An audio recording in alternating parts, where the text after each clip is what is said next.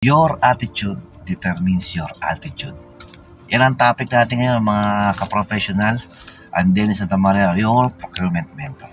Yung kasabihan na your attitude determines your altitude, yan ay galing kay Zig Ziglar. Zig Ziglar ay isang infamous professional development coach. Kaya yung famous quote niya yan, we will dissect, no, para maintindihan natin. Okay. Sabi doon, your attitude. Hindi niya sinabi na your intelligence. Hindi yun. Your skills. Hindi rin yung sinabi. Ang sabi niya, attitude, guys. Very specific. Ngayon, tatanungin niyo ako, bakit? Kung walang intelligence, walang skills, o wala rin, guys.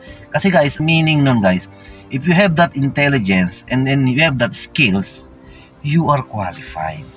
Pero ang tinutukoy niya sa attitude, being the only reason na will determine your success, yun lang daw ang importante para umangat ka in your chosen career. Okay? Okay, next. Your attitude will determine.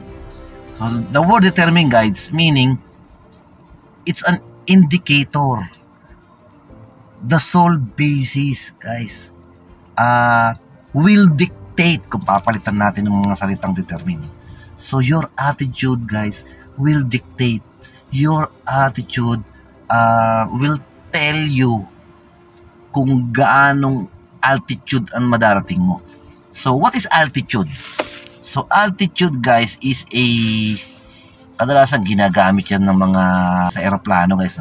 It's the distance from the bottom up to the how high you'll be able to fly. So pag sinabing altitude, that's the distance from bottom to top. So diba? So yung kasabihan na your attitude will determine your altitude. Guys, ang sinasabi lang sa atin, guys, dapat meron tayong magandang attitude sa work, no? Meron tayong magandang attitude towards our colleague, towards our boss, towards the responsibilities entrusted to us.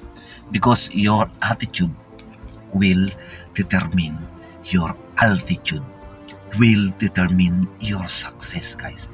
It's not your intelligence, it's not your skills, your attitude.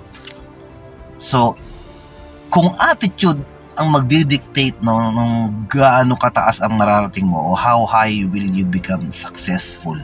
So the question is, what is the best attitude?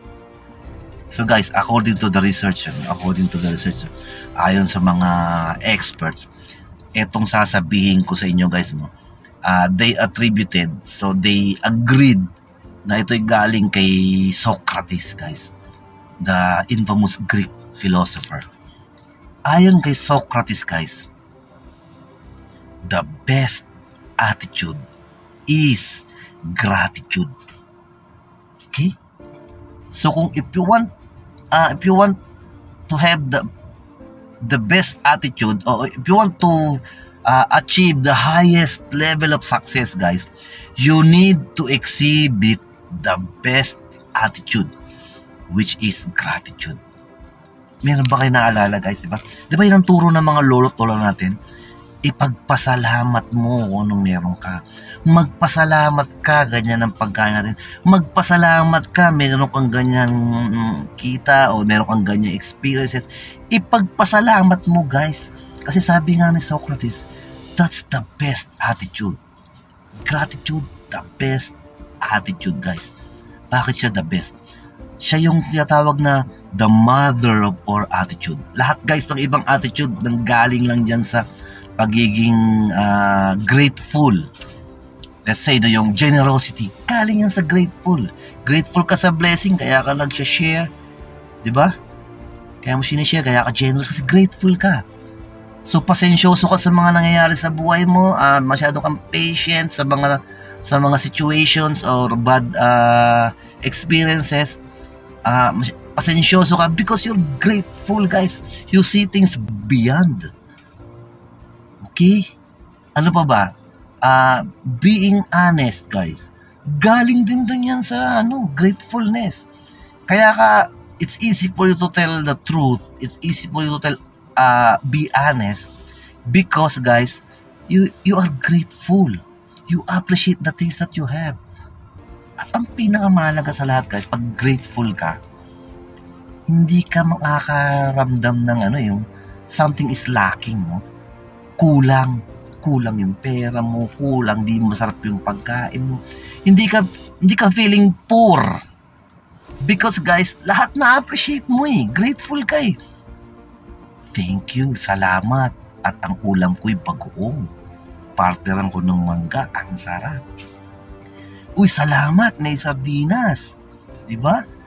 Lagyan ko ng itlog. O diba? Ang sarap.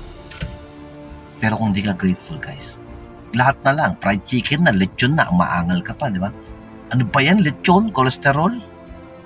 Ano ba yan? Puro na lang fried chicken? Titilaok na ako. Guys, kasi hindi ka grateful. So, be grateful, guys, ha?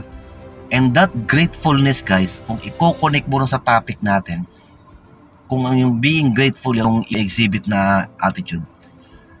So, being grateful will determine how successful you will be in your chosen career. Okay? Follow for more.